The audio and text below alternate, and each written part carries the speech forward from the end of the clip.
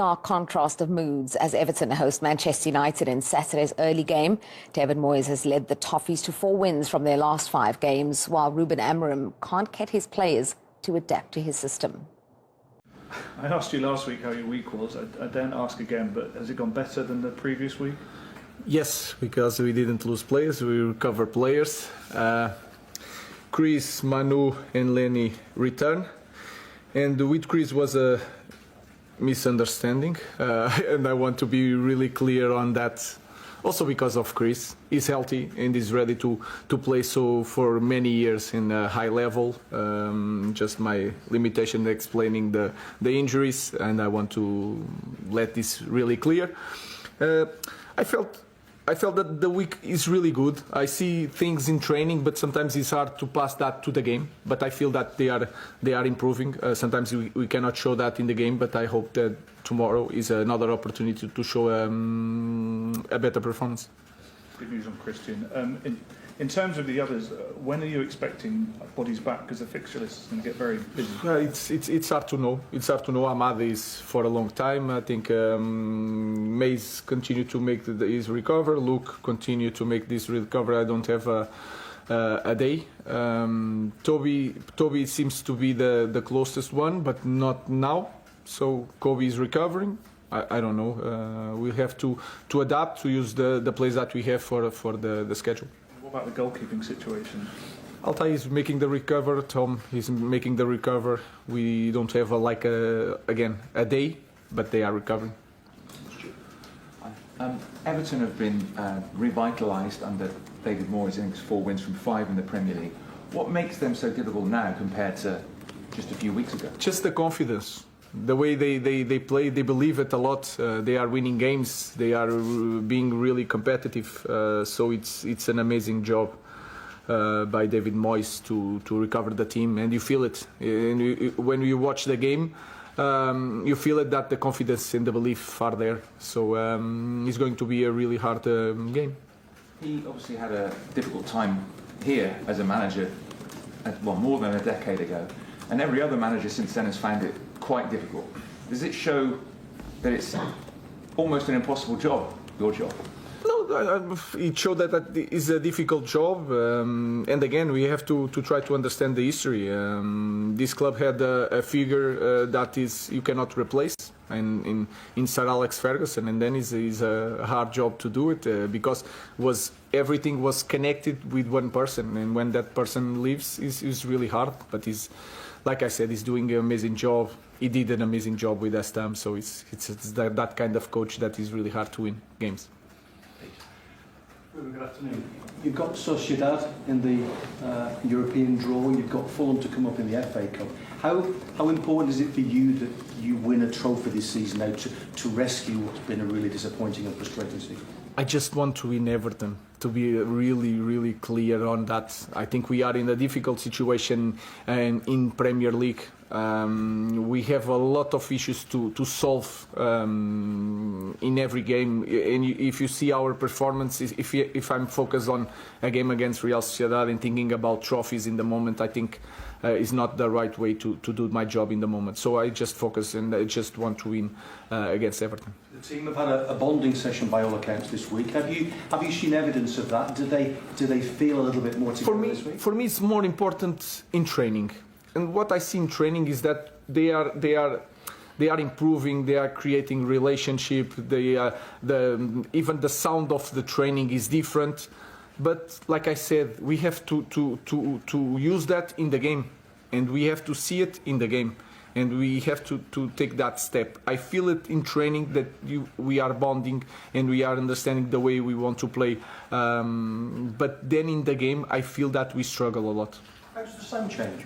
So the sound. How does the sound? But the sound is like when you are in practice, when you are just making an exercise, you feel the sound. People are talking, asking for the ball, giving directions, talking with each other, and you can feel it in the environment. If you spend your life as a football player and as a coach, even the sound of the training is important. So I feel that we are changing that. But again, everything resumes to the game on Sunday or Saturday or whatever. So it's important to use that in the game. Just 4 wins in 14 Premier League games since you took charge. You said after the Spurs games you're going to stick to your beliefs. At what point do you start getting worried that you're not getting what you want out of the group and you need to evolve? The first point, guys, makes no mistake. I just want to win games. That is the point. And then I teach what I know. That is also clear with me. So when I say I stick with my beliefs is the way I train, the way I see football, and try to transmit that to the players. So it's nothing that I will not adapt, because we adapt. Sometimes we have goal kicks like we short plays, and then in some games long balls because the opponent is pressing a lot, and I try to adapt to the players that I have. So my focus is to win games, especially in this moment. Not talk about what isn't working at the moment. What do you feel is working for your side at the moment? What I feel is that sometimes you don't feel improvement in the team, but then you have some games that you think that are more difficult, and you feel that we can play, we can create situations. That is a good thing. But I think in this moment you can see, when you watch the games, you can see more problems than solutions. I think that is clear. But when we play some games, I feel it that things are there and we are capable, but we have to be consistent. That's it. David, felt fortunate to be at the test event for the new stadium on Monday. I mean, the new stadium is stunning, and I just wonder how much time, if any of you, been able to spend down there just yet, and how you're feeling about the move now that I'm guessing you've probably seen images of fans in there for the first time. Yeah, I have. I was going to ask you to tell me what it looked like. Really? Because when I said when I came in that I'm not going to get out in the new stadium till I'm sure we're a Premier League club.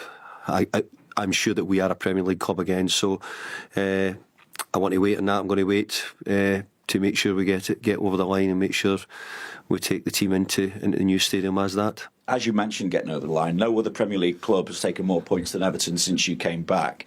It's 13 points clear now of the bottom three, having been a point above when you took over. So I'm thinking 2 further wins will probably secure safety. How do you see it? Keep talking like that, Vinny. I'm enjoying listening to that. It's really, really good. It sounds simple to say to get another 2 wins and you might be over the line. When you're sitting in this seat, every win in the Premier League is really, really difficult. Certainly not taking anything for granted. We've had a really good run, and we've got to try and keep that going now. Just wondered then what you're expecting this weekend, because obviously it's been highlighted that Ruben wants to stick with 3-4-3. Did you come in here with a preconceived idea of how you wanted to play, or did you have to adjust to what you've got available? I think I've had to adjust a little bit to what's available. I think when you take over a team a little bit during the season, you have to find a way of getting the best results. We certainly did, because we've been in a position where we've been too close to the bottom 3. But I have to say the players, whatever we've done, whatever we've asked them to do, the players have been fantastic. They really have been. They've gone about their job brilliantly well. Their commitment's there for everybody to see, and we're actually playing better and doing a lot better in recent games. Obviously, it's been spoken about needing to find a striker, and you found one in Beto, who's got 4 in 3 starts for you now. What more can you get from him? Well, I think if we'd bought one in and we'd paid big money and somebody'd scored 4 in 3 starts, you'd say, wow, what a great start it's been for any striker to do that. So Beto's been given a big opportunity. I think he's stood up and taken it. I think he's improved in the games as he's gone along as well. Sometimes the players need those opportunities. So let's hope it continues. Let's hope he can keep scoring. You can go 4 points clear of Manchester United now, and given your association with them, is anything personal come into games like this, albeit that you've faced them so many times before? None at all. I've played them a lot when I was manager of West Ham, so it's another game in many ways. It's a great football club, but my job's to try and beat them at the moment. How different a manager then are you now to the manager who last took part in this fixture back in April 2014 and the experience that followed after that? Yeah. Shape it? Well, it's part of life. I've been a football manager. There's very few managers that always goes in one direction. You have lots of ups and downs. Even the best managers have times when it's not so good.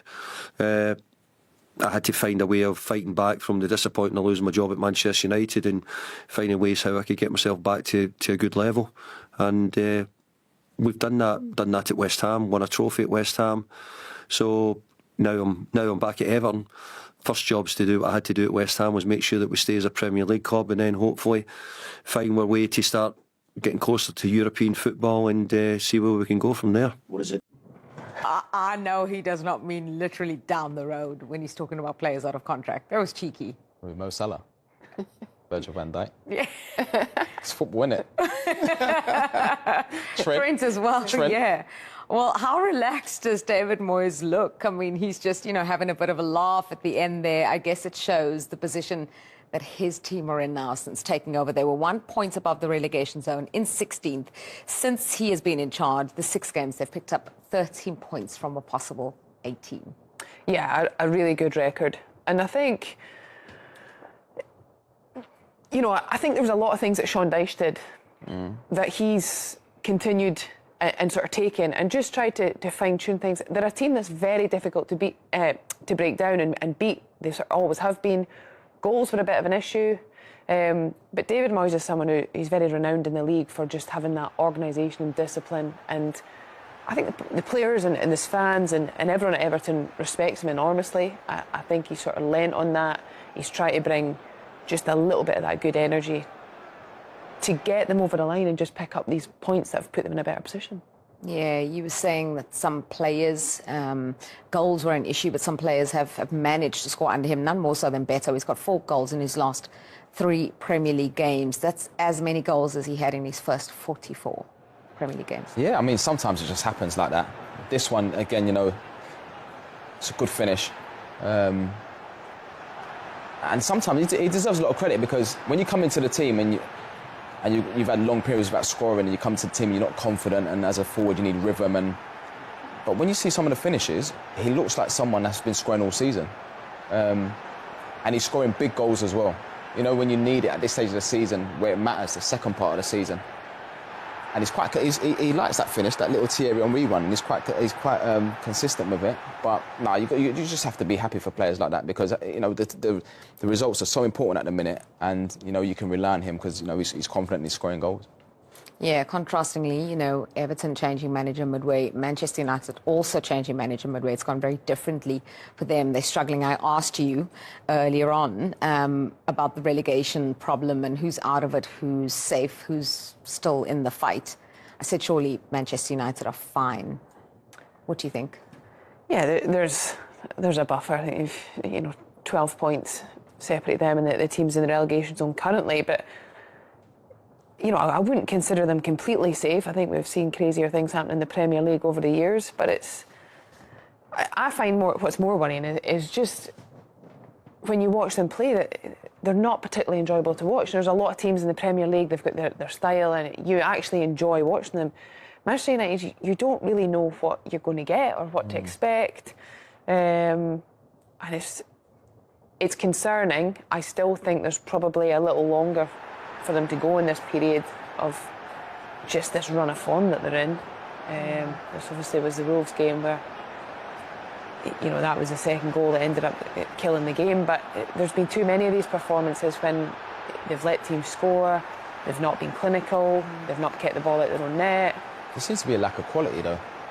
Yeah. When you look at the players that have left, even going back to like the Pogbas, and obviously Ronaldo came back, and Rashford more recently, Sancho, these are top players, and it just seems to be a lack of quality. Even there, it's too easy, no organisation.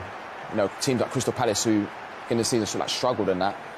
Even the other teams that have struggled, you go to Old Trafford now, you think teams relish it. Yeah, we relish it. We look forward to this one because this is where we get our points. I remember being a young kid. I think it was 2000, 2001 season, standing down the tunnel, looking to my right hand side and seeing the players there, and it's just like, this is going to be tough. You have to stay in the game. And now to talk about Man United like being safe, it's just like it's crazy, to be honest. But yeah, the manager's got some job in his hands in that, because I just don't believe the quality is there. Yeah, they lost against your former team Spurs at the last time out. Think about the bench for Manchester United. I think Victor Lindelof was the only player over 19 years old on the bench. Only one other player had Premier League experience, that was Aiden Heaven, and not at Manchester United. It's so different. It is different, but years ago, that class of 92, was it? Beckham, Scholes, Neville's, and you like to think at some stage these players will come through and become great players for Man United, but it's so difficult for young players to come to the team when the team's not doing well. And actually, they probably would have done better playing some of the younger players. Just a little bit more energy, something to prove. They had chances against Tottenham. You know, Garnacho had a great chance, just wasteful. But like I said, I just don't believe there's that, especially at the top end of the pitch, there's that quality there. Yeah, so it's Manchester United against their former manager, David Moyes, leading Everton. Can't wait to hear your predictions for that one.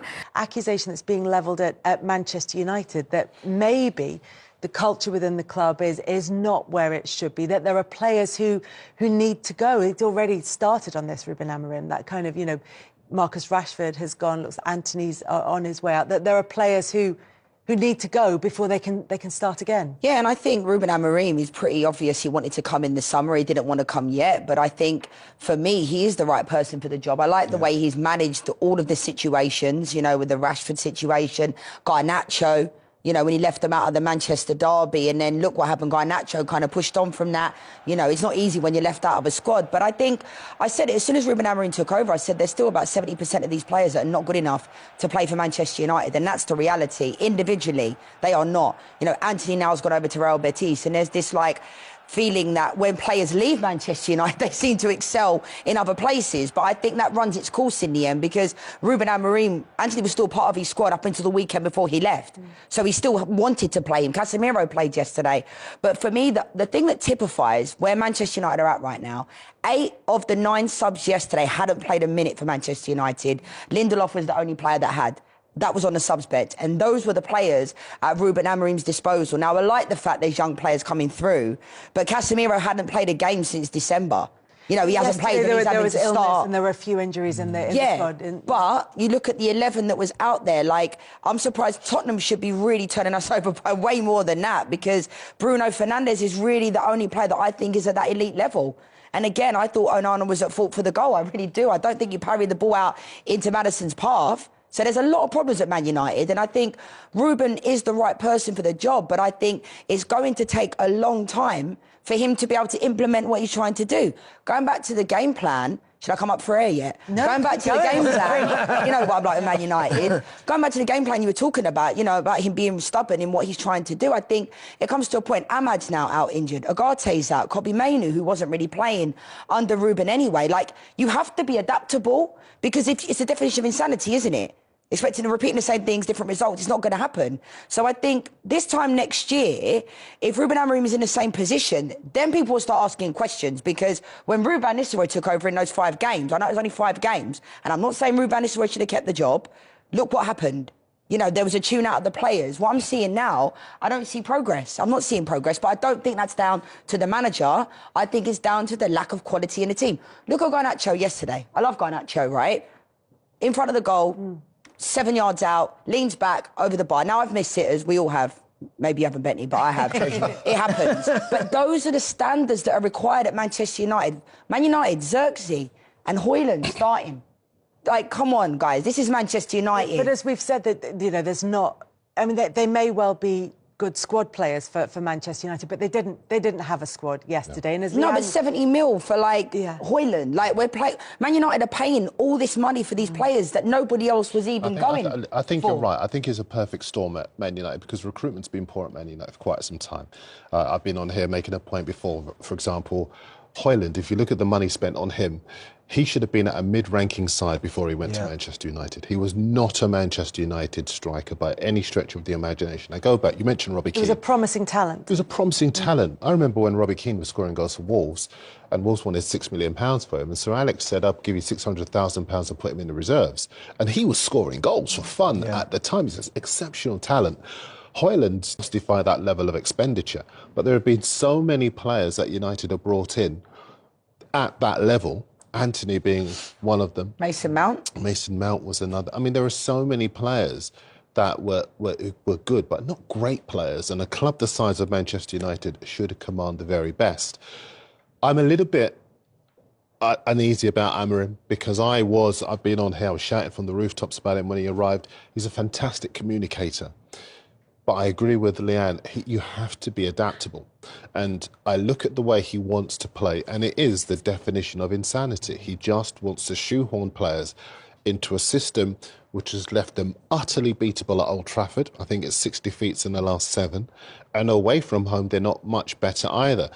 So it's very easy to say, let's look at him in a year's time. But I look at this season, if I'm Wolves, I'm targeting Manchester United because they don't look to me, you know, there are lots of big teams that are in and around it and you think they're too good to go.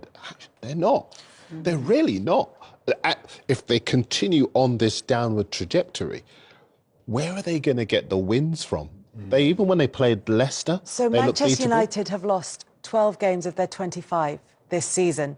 The last time they lost more than that, which was 13 of their opening 25 games, was 1973-74, and that was the last time they were relegated from the top flight. So it is that, and Amorim's only. Well, you were going to give me hope, Kel, but. No, but Amorim's well, the more slight hope part is that Amorim's only been in charge of 14 of those, so it's not. He's not been responsible for all of them.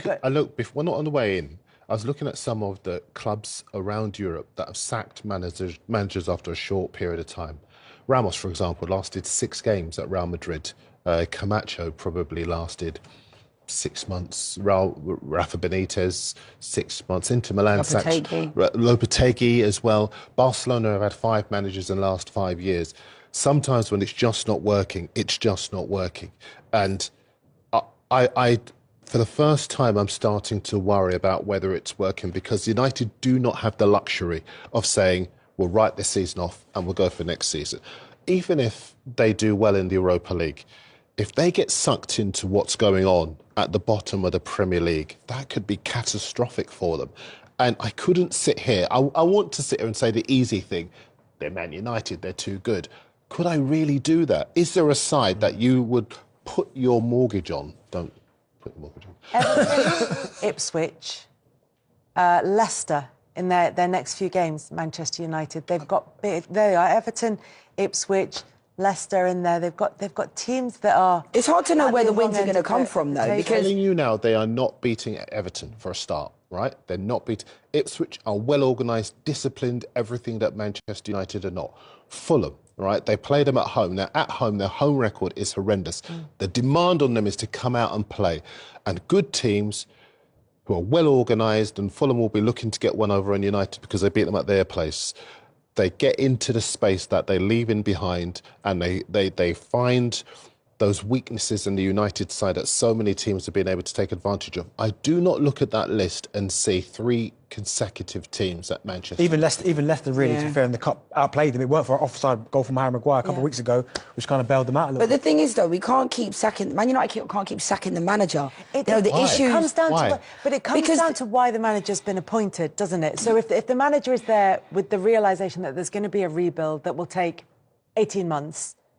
Longer than that, Kel, I think, because based upon the players that Manchester United have are not good enough. How many of those Man United players would get in top 6 teams in the Premier League, apart from Bruno Fernandes? No, but it's possible for a manager to go into a football club. You look at David Moyes. He's gone in there, and in 5 matches, he's got them playing good football, defending as a team, scoring goals from open play. If you're a good coach, you can have an instant impact on a group of players. They might not be your players. And as you rightly said, if you're... Listen, I have Liverpool sympathies. Thank goodness Amorim didn't go there because I love principle. You know me. I'm someone, I stand on principle. You're a principled man. Principled man, absolutely.